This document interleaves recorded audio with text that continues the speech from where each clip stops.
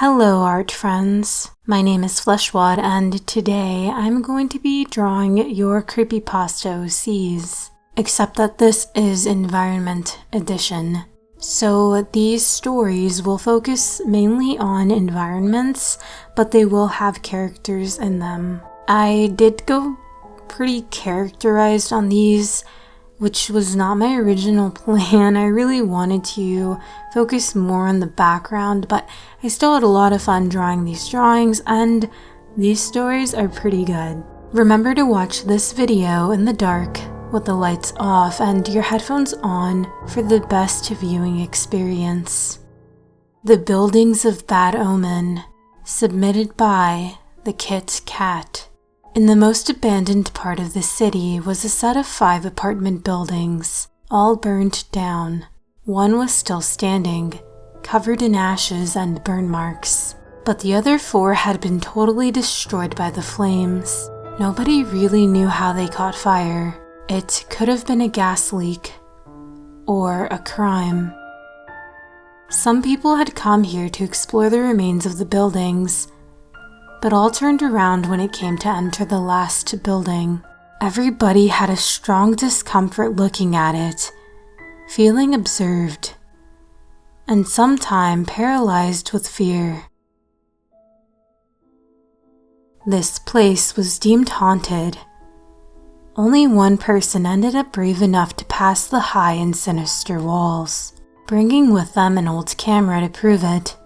His name was Peter, age 26, scrawny, with messy short brown hair and blue eyes, trying to see the truth behind the mysterious building. The footage showed that he passed the front door and headed to the stairs that were hopefully not too damaged. The door from the staircase to the front door was nailed shut, so he was forced to go higher. He was able to enter the second floor. All the doors were closed, but one raised his attention. The one of apartment 236. On that door was written with what seems to be charcoal, "Stop." It was very odd, but Peter entered anyway. Inside, it was even darker. He saw a silhouette apparently looking through the blinds. In a fraction of seconds, the silhouette jumped on Peter, who dropped the camera to the floor. Then gloved hands took the camera, turned it around, and then stopped the footage. The tape was found later on in the ashes of the building. Nobody will ever see what goes on in apartment 236. Whatever is in there will make sure of that. This place will never be anything else other than a bad omen.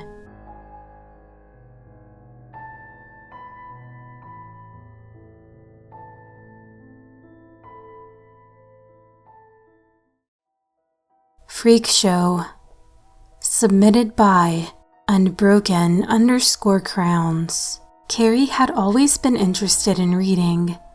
She got a group of her 2 friends interested in making a book club. Every Tuesday and Thursday, they would go to an abandoned circus tent and read. One of the friends, Tara, was interested in a certain book about witchcraft. Carrie and another friend, Jeremy, would often find it weird. On one Tuesday afternoon, Jeremy and Carrie walked to the circus camp. Tara was nowhere to be seen once they got there. The 2 shrugged it off, assuming Tara was just home with a sickness. Jeremy sat down and got out his backpack, opened it, pulled out a book and started reading. Carrie grabbed a book out of her purse and started to read too. 20 minutes later, Carrie and Jeremy heard walking. Once they looked up, they saw Tara, but her appearance seemed off. She had baggy eyes, her hair dyed to a pitch black at the end, and a ghostly look. She wore the usual jean shorts and a black hoodie. "What happened to you?" Jeremy asked, his main focus now on her eyes. "Oh, I just stayed up a little bit too late reading," Tara said, shrugging. She shakily walked to a corner of the tent, getting out her book of witchcraft. Carrie scooched to Jeremy. "Something is definitely up with her," Carrie said, while gleaming at Tara. "She said she was tired," Jeremy responded. "What about her hair though? Her emotionless appearance," Carrie went on. The boy and girl spoke until they heard rain splatter on the roof of the tent. Tara smiled at the sound, going to put away her book. "What is she doing?" Jeremy asked quietly. "I don't know," Carrie responded. Tara reached into her backpack, pulling out a Ouija board. Jeremy and Carrie's eyes widened. "Tara, what are you doing?" the two shouted in unison. Tara didn't respond. The whole place went quiet, only the patterns of rain making way. Jeremy and Carrie scooched farther from Tara. "Why are you so afraid?" "Don't you want new friends?" Tara said, responding to how they scooched away from her. The rain hit harder onto the roof. "What are you doing, Tara?" Jeremy asked. "Making new friends," Tara responded. "Now stop getting in my way." "Are there any spirits in here?" Tara asked the board. The piece moved slowly to the yes. Surprised that it had worked, Tara continued. "What is your name?" Tara asked the spirit. The piece moved. H-A-I-L-E-Y.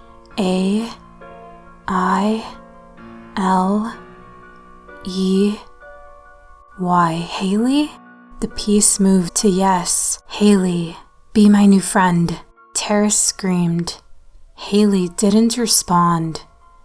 "Be my new friend, be my new friend," Tara repeated. The piece moved to no. Tara started to get angry. "You stupid spirit," she screamed. All of a sudden, Tara collapsed, her eyes rolling back.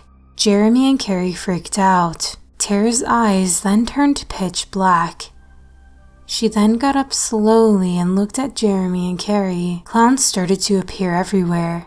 In a static voice, the thing possessing Tara started to say on repeat, "Your friend is a clown. Your friend is a clown. Your friend is a clown." The clown's eyes appeared pitch black, with liquids leaking out of them. Rainbow-like liquid. "What is going on?" Jeremy screamed. The possessed Tara looked straight at Jeremy, walking inhuman-like towards him.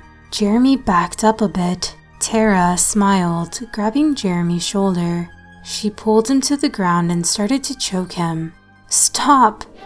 Carrie screamed. The possessed girl looked at Carrie. "Please, Tara, I know you're in there somewhere. Fight this evil madness." Carrie then looked at the Ouija board, remembering something. "Spirit, please. I'm sorry my friend has angered you. Please, just let her be. I promise you won't have to deal with her again." "I will let her go as long as she doesn't decide to do this again," the spirit said in a distorted voice. "As you wish." Tara was back to normal. Carrie and Jeremy ran away, not looking back. Tara woke up and packed her stuff up. Never am I to try that again, or I will get hurt more, probably, Tara said to herself. She left the Ouija board out. She ended the game and then threw away the Ouija board.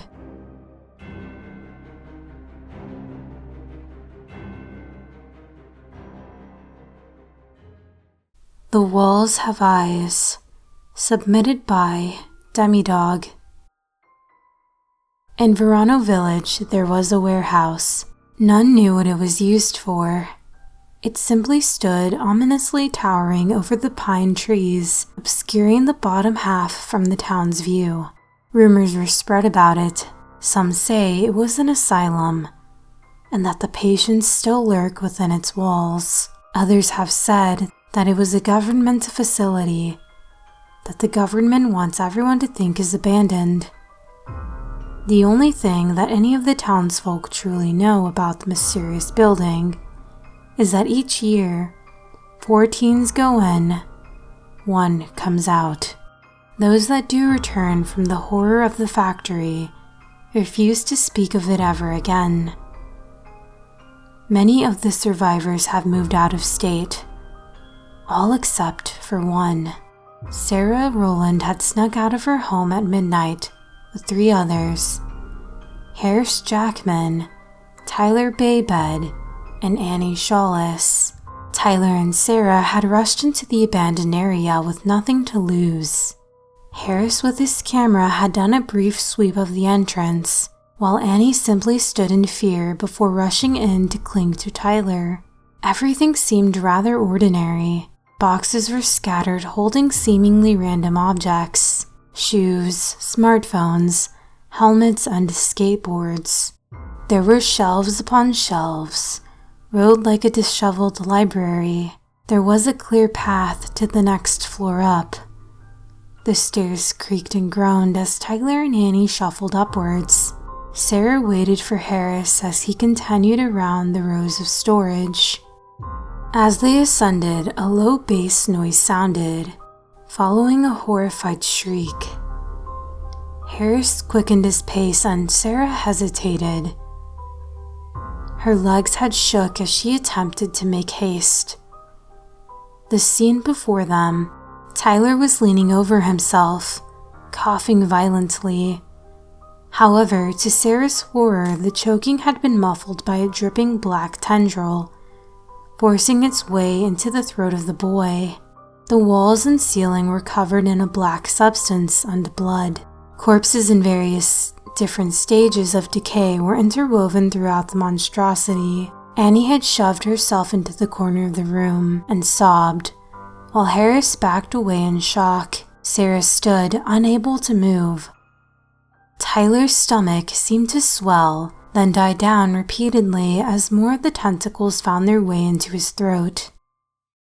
Tyler's body jerked upwards as the coughing ceased. Tyler writhed in agony as his pores oozed that black fluid, and in a violent and sudden motion, he was pulled to the ceiling. Annie screeched in fear as the tendrils reached out toward her. Sarah turned to Harris, who had been oddly quiet. Harris was embedded in the wall, his entrails now on the outside of his body. Sarah watched Harris's dead eyes for only a moment as she heard another low bass noise behind her. She turned to be met with a large grin and horrifying eyes of a large creature made entirely of the corpses. For the first time through this entire trip, she screamed. She screamed and ran down the stairs as a hand from the beast reached for her. It was barely held together by a quilt of human skin that was stitched with the same fluid as the tendrils. She burst out of the entrance and ran far from the warehouse. As she slowed at the corner, that's when turned concealed the building. Sarah looked back. An eye made of what she was sure was 1,000 more peered out of the second-story window as she fled into the forest to the village. She now knew why no one told their stories, because they had all looked back at that warehouse, and that eye held a message. That thing needed to be fed, and if you told your story, you would be its next meal. And that is the end of the video. I hope you guys enjoyed. Thank you so much to everyone who submitted a story.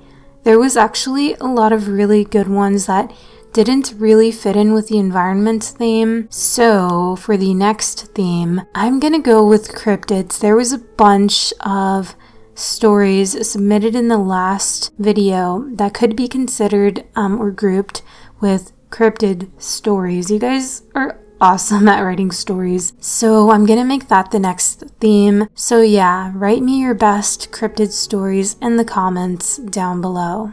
One last thing before I go, I have created my own subreddit.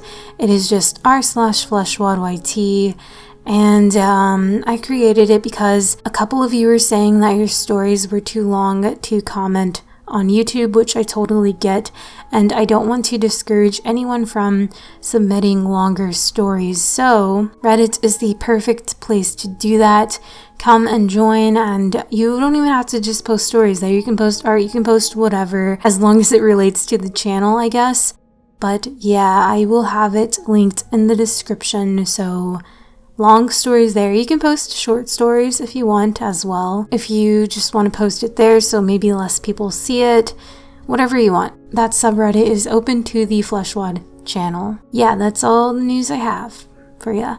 Thank you guys so much for watching. Until the next video. Bye.